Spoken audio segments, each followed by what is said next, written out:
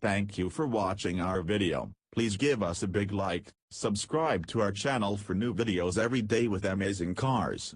Leave us your opinion in the comment section on the video. Thank you. Are you ready for that great atomic power? Will you rise and meet your savior in the air?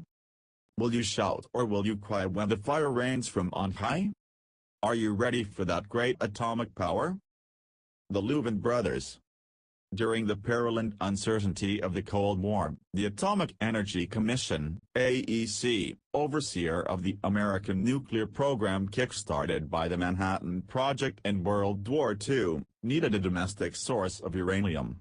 The U-238 refined into weapons fuel for the Little Boy and Fat Man bombs dropped on Hiroshima and Nagasaki had come from Canadian and African sources, and the EC, understandably, wanted full control over its supply. The agency hit on the strategy of guaranteeing domestic miners a very good price for the stuff. Enter Charlie Steen and his battered Jeep. A geologist by trade, Steen figured the northwest portion of the Colorado Plateau stood the best chance of delivering a strike hardy enough to serve the government's needs. He spent a couple of years trundling around eastern Utah on a mission, at points living with his family in a tar paper shack. In 1952, Big Indian Wash, not far from Moab, proved his educated hunch correct, delivering a vein of uranium of exceptional purity. The strike precipitated a uranium rush in the area, and sleepy Moab boomed while the area around the town became littered with trails cut to get the suddenly precious heavy metal out of the red cliffs. By 1960, it was all done. The feds had enough uranium to serve their needs, and since the EC was the American uranium market, prospectors packed up their Geiger counters and left. Miners went off to mine other things. Moab languished. In 1967, off-roading had hit something of a critical mass. The Mexican 1000 rally, the Baja 1000's predecessor, saw its first running, as did the Mint 400 outside Las Vegas. Meanwhile, out in Utah, the Moab Chamber of Commerce hit upon an idea. Why not invite Jeep fans out to drive the Behind the Rocks Trail, a lovely, quite technical ramble through the state's unparalleled red rock country. 51 years later, the Easter Jeep Safari has become the equivalent of Sturgis for Jeeps.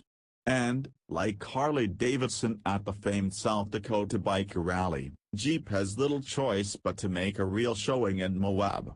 Its Easter Jeep Safari concepts have become a springtime tradition in the automotive world, eagerly awaited even by those with a mere passing fancy for America's dedicated off-road brand. Everybody wants to know about a Jeep Sandstorm, because the Sandstorm is a hairball Jeepers fantasy come to life. The pickup-looking concept boasts a stonking 392 Hemi crate engine, a manual transmission, and a desert race-oriented suspension developed and fabricated by Southern California's off-road evolution. It has a hair-trigger clutch, makes desert bro wagadawa V8 sounds, hangs the rear out with moderate applications of throttle, and generally seems like it'd be a lot more fun to drive if I wasn't more afraid of breaking Jeep's most slavered over show truck during the safari. Give me some jerry cans full of fuel and an afternoon at Anza Borrego, however, and I like to think I'd suck them dry wringing out the boisterous monster. The J-Wagon is a luxed-up, besnorkeled Wrangler Sahara hardtop trying to front like it's a Geländewagen. The good news, the new JL Wrangler is a better driving machine in pretty much every respect than the outgoing Mercedes-Benz G-Class. The bad news, the charm of a Wrangler is in its fundamental Jeepness, and the coolest G-Wagons are the utilitarian models built for a serious business. Plus, to those scarred by the whole Daimler-Chrysler debacle, it could bring up traumatic memories. The Nacho Jeep, a showcase for Mopar's Jeep performance parts accessories, was primarily a bolt-on affair, but it wound up being one of my favorite concepts to drive. It highlights the fundamental excellence of the new JL while adding a bit more capability via a suspension developed in conjunction with Fox, and it features 40,000 lumens worth of accessory lighting. It was tough to look at in broad daylight with all its LEDs and full radiance. If I have one regret from the Safari, it's that I didn't get a chance to take the Nacho out at night. Pointed northeast, I have little doubt the Nacho could have backlit the Wasatch Front for the good people of Salt Lake City. A product of Jeep's Kaiser era, the 65 wagon that the company created as a tribute to the Great American Road Trip, was found on Craigslist, gutted, and then rebuilt as a rather perfect mid-century fantasy, complete with stuffed dog. Jeep boxed the chassis and treated the old truck to a new 5.7-liter crate Hemi, a set of Dana 44 axles, and some modern suspension hardware. Oddly, trundling along in what Jeep calls the road trip at low speed, the whole experience felt decidedly aged, with only the controlled damping betraying any hint of modernity. At low speeds, the V8 even managed to sound carbureted. It was only with a throttle at heavy whack that the induction was robbed of the great sucking sound of a pair of secondaries opening up.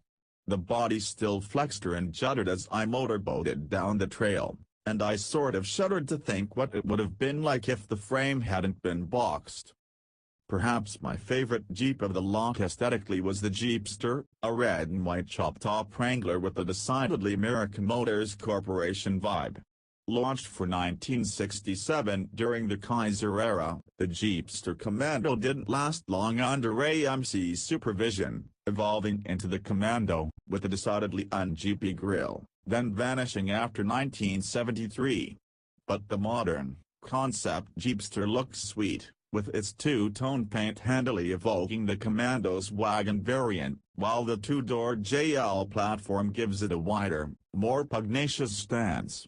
And dig those Helvetica Jeepster badges on the fenders, which say 1970s in a way that's subtle yet unmistakable. Driving the thing, however, was a bit odd. Other Jeeps on the track had tires running in the low teens, pressure-wise, but for some reason, the Jeepster didn't seem to want to turn. More than once, turn-in points I'd used in the other vehicles on the loop had me on a much shallower arc than I'd intended. I'm not sure what was up, but, hey, concept truck. It's important to note that Jeep's teams build these vehicles in a matter of months. In the case of the JL-based vehicles, the rush has been perhaps a bit crazier than normal, since the new Jeeps just started rolling off the Toledo line in November. I didn't drive the Renegade Butte because, true to the Leroy Jenkins shout-out on its front fenders, it refused to cooperate with the plan. Nor were we able to get into the 4-speed concept, which was a legitimate disappointment. Jeep also had on hand the Porkop and Stitch, two JK-based lightweight, two-door open concepts built for prior Safaris, and they turned out to be the most fun of the bunch. The 4-speed hews to the same ideal as its predecessors, paying tribute to the sort of elemental machines all too familiar to the prospectors who blaze these trails, but it does so with the aid of the JL's excellent 2.0-liter hybridized turbo 4/8-speed automatic powertrain. I absolutely adored this powertrain in the full-boat JL Rubicon 4-door and would have loved to experience it in a Wrangler stripped to its essence. Unfortunately, Jeep's tech guys were still hooking up laptops to it in an effort to get it to do the things it was supposed to do. Thus, I didn't get to do the things in it that I wanted to do. Like steal it. The next morning, we climbed into new Rubicons and headed off down behind the rocks. I first sampled a 2.0-liter hybrid 4-door, then a 3.6-liter V6-powered 2-door soft-top equipped with a 6-speed manual. The long-wheelbase model was equipped with the JL's new power soft-top, which opens like a panoramic sunroof at the press of a button. Temps were in the low 30s to high 40s. I opened it anyway, for what is jeeping without a bit of exposure to the elements? I painlessly drove up a 36-degree slick rock bound about 40 feet high, then drove back down. The extra torque offered by the electric motor means that slow, steady, even throttle application is rewarded with a controllable and plentiful application of twist. Lockers engaged, the stock unlimited made short work of the climb. Then I watched a guy in a slightly lifted two-door JK with a manual transmission attempt the same climb. It took him a few tries to get up, tires spinning and scrabbling for purchase. The thought crossed my mind that he might go over backward. He did not, but I imagine he shaved a few thousand miles off the life of his clutch. The incident threw the long wheelbase JL's capabilities into stark relief. Hopping into the two-door manual Wrangler seemed, for a moment, like a step down. Until I realized just how magical that 84.2 to 1 first-gear low-range crawl ratio was. Autobuck's Wranglers offer a still serious 74.0 to 1. In low range, I could knock the fine shifting trans into second gear, and the Jeep would practically drive itself down all but the gnarliest of descents. I have to say, I never warmed to the idea of the JK Wrangler as a daily driver. Yes, it offered exceptional off-road prowess, but the previous marquee Jeep wasn't particularly enjoyable to drive on the street. It needed to be either nicer or more charmingly janky. While the latter may have pleased a certain subset of hardcore Jeepers, Chrysler probably wisely chose the former tack, and indeed, the JL is about as good as one could possibly expect the vehicle with a pair of solid axles to be. Perhaps even better. It's a hugely capable rock crawler that one would be perfectly happy to drive to the store or take on a primarily tarmac road trip. It's in my nature to pick apart the narrative laid out by manufacturers, slice through the hype, and lay the truth bare.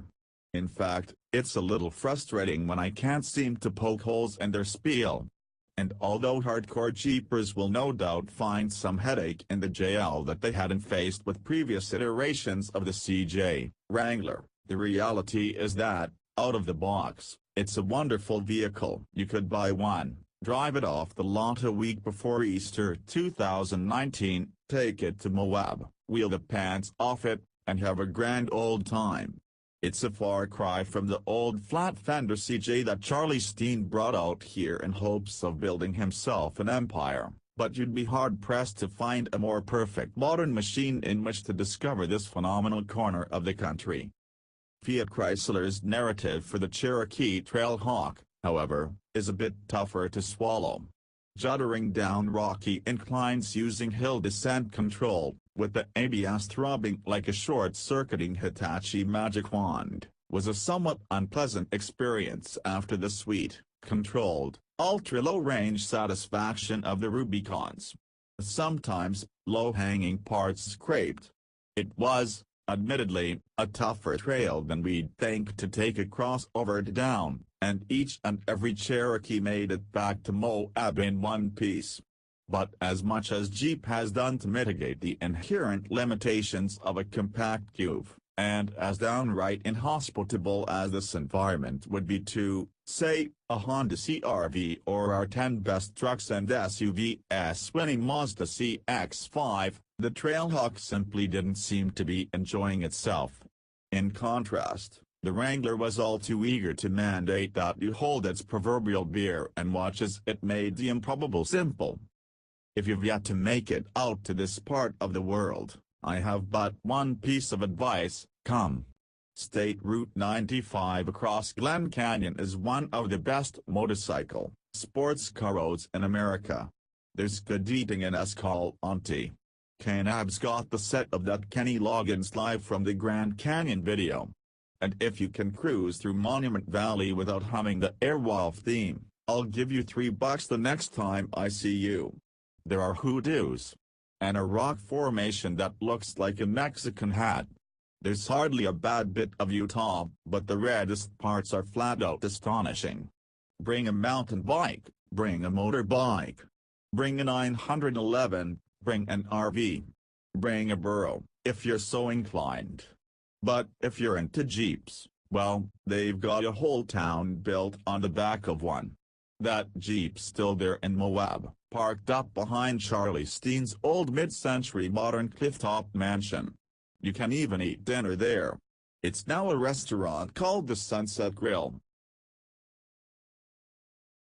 Thank you for watching our video. Please give us a big like, subscribe to our channel for new videos every day with amazing cars. Leave us your opinion in the comment section on the video. Thank you.